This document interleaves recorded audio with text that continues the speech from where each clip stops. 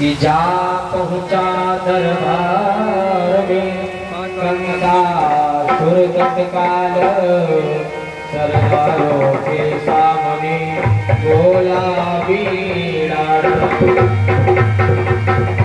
आज दरबार में पहुँच जाता है, आदेश देने लगा दरबारों को, ऐ महाभटो ऐ योधाओ बलवीरो धावो धावो, प्रगटाहे मेरा काल जह प्रेमियो महा जाओ जाओ।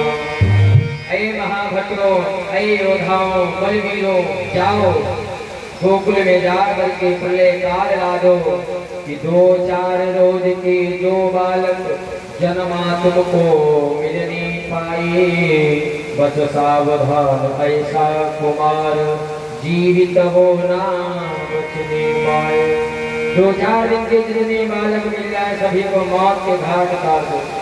आज श्रोताओं इतना आदेश लेकर के सारे महाभटो योद्धाओं बलवीर सारे चल देते हैं गोकुल की ओर।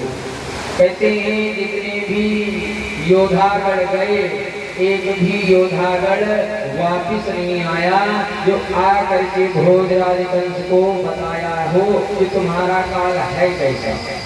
जो जाता है तो मारा जाता है। अब भोजराज कंस बैठा विचार कर रहा है, शायद हमने दरबारियों को भेजा है, कोई तो वापिस आएगा और कोई नहीं वापिस आता है।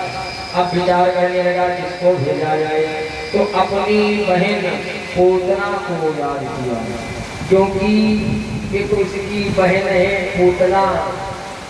विचार किया, हमारी बहन पूतना ने कहा था भैया जब भी तुम पर कोई विपदा पड़ जाए तो इस बहन को जरूर याद करना।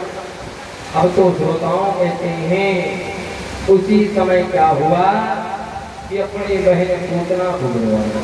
श्रोताओं की बहन पूतना कहते एक बार भोजराज कंस इस युद्ध में पराजित हो जाता है तो तभी से इसने पूतना को धर्म की बहन बना देता है।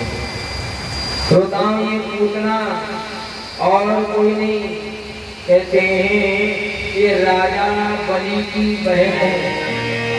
जिस समय प्रभु ने वामन भगवान का अवतार लिया तो प्रभु के सौंदर्य को देख करके, प्रभु के रूप को देख करके विचार करके शायद ऐसा हमारा पुत्र होता तो मैं स्तनपान कराती।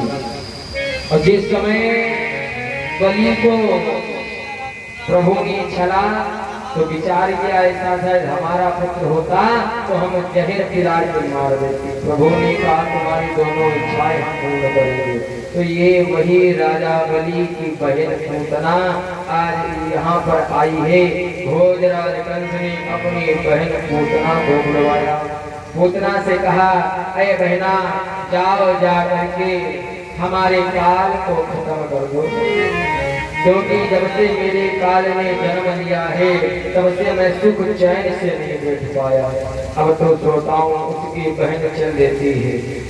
कहते हैं ब्रजबालाओं की तरह साज सकल श्रृंगार और